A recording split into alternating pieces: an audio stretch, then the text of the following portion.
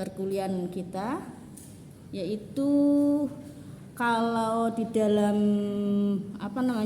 nama dari mata kuliah kita adalah agama, begitu kan ya.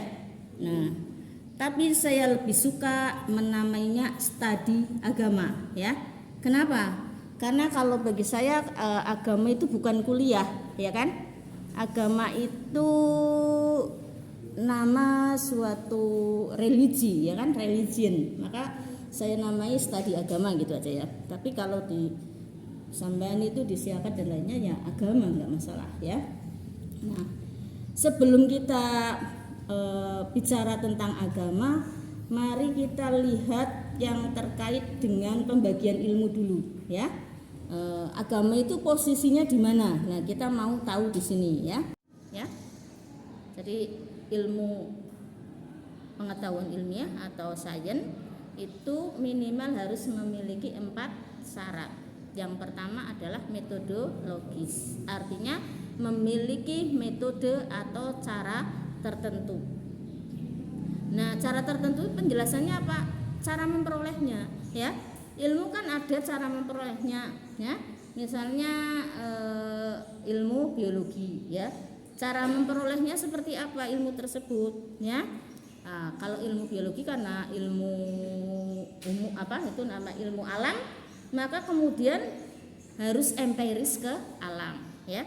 Jadi mau mendefinisikan daun, ya harus tahu betul di alam daun itu loh yang ada di sebuah pohon gitu ya, yang lebih lebar dari yang lainnya. Daun kan lebih lebar dari yang lainnya, dari akar lebih lebar dari, misalnya. Itu namanya metode ya. Nah, kalau metode ilmiah itu ada syaratnya tertentu ya. Kalau yang dulu SMP masih ingat biologi ya, fisika, metode ilmiah itu gimana cara kerjanya? Pertama, melakukan observasi awal atau survei dulu ya kan. Setelah survei atau observasi awal, maka kemudian dilakukan eksperimen ya atau percobaan ya. Misalnya kayak daun kan hijau, punya klorofil. Nah, klorofil itu diuji coba di dalam laboratorium ya kan, diberikan zat kimia tertentu, kemudian hijau daunnya itu akan tampak. Nah, itu kan namanya eksperimen.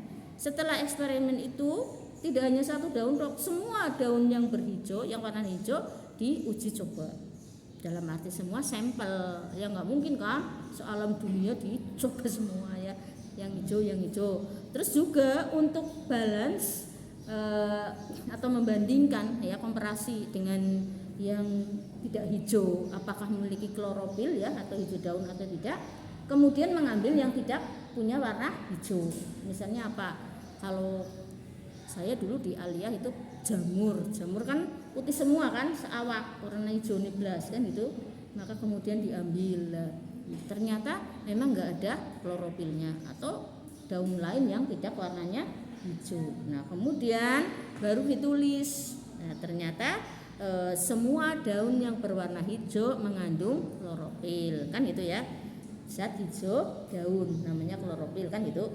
Nah, setelah ditulis orang mandi di situ uji lagi kan ya, sampai minimal 3 kali uji coba baru disimpulkan semua daun yang berwarna hijau mengandung klorofil. Itulah metode ilmiah namanya. Jadi tahapan-tahapan untuk menyimpulkan atau memperoleh ilmu itu namanya metode ilmiah. Kan itu ilmu daun, hijau daun, klorofil ada di daun yang berwarna hijau kan, tahapannya itu tadi ya.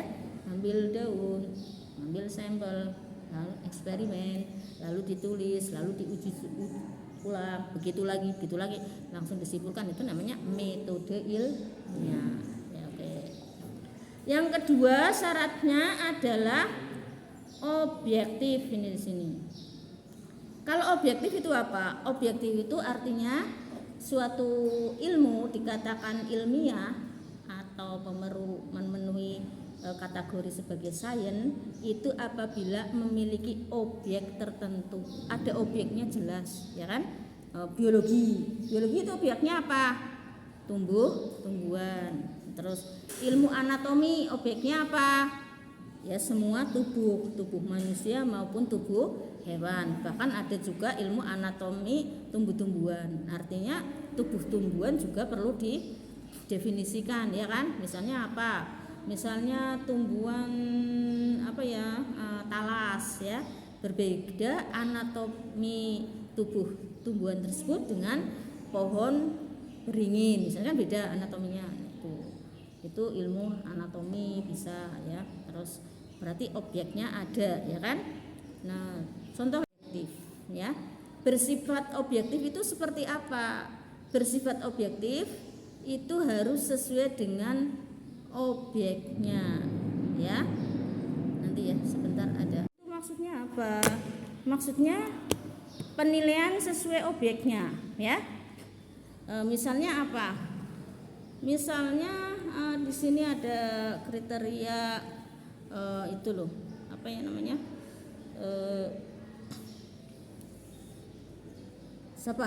Artis yang keren siapa menurutmu? Kalau perempuan ditanya yang keren, kalau laki-laki tanya yang cantik. Siapa? Iya dong, ya yang keren siapa? Orang ngerti? Siapa? Iya wis kono lah, aku ora paham iki. Ya, keren. Ini setuju nggak kalau yang disebutkan itu keren? Semua setuju nggak? Apa nggak kenal? Oh, nggak kenal. Artinya memang secara objeknya dia kan keren. Orangnya kan objeknya berarti orangnya ya, kan keren. Nah, juga di sini secara bersifat objektif. Artinya semua mengatakan itu keren. Itu namanya objektif, ya. Bersifat sesuai objeknya dan bersifat objektif, artinya objektif. Dan kita harus memiliki seperti itu ya. Kalau kita ilmuwan, kalau kita mahasiswa, kalau kita sarjana, kalau kita itu ahli agama harus bersifat objektif. Enggak boleh subjektif. Subjektif itu lawannya dari objektif. Contohnya apa? Semua orang itu mengatakan, kalau saya orang zaman dulu sih ya, ada 4 zaman. Jadi di situ ya udahlah, yang sekarang yang kemarin viral ya wis sapa sing ayu viral mbiyen siapa? Nisa Sibian ya kan? Kan ayu, Mbok. Nah, tapi di situ kemudian ada yang menilai enggak cantik. Nah, cantik dikatakan tidak cantik. Buktinya apa? Ternyata dia sirik, ternyata dia lagi kecewa, ya kan? Maka kemudian menilai tidak cantik. Itu namanya tidak objektif. Tapi kalau ilmu pengetahuan tidak boleh seperti itu ya.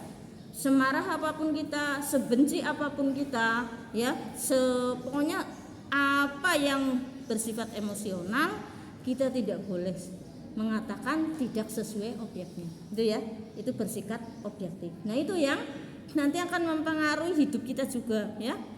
Jadi pimpinan kok tidak objektif, bahaya ya. Ada apa? Enggak suka sama anak buahnya, padahal anak buahnya punya potensi hebat ya, punya kompetensi yang luar biasa, tidak diangkat ya, malah difitnah, malah pecat gitu ya.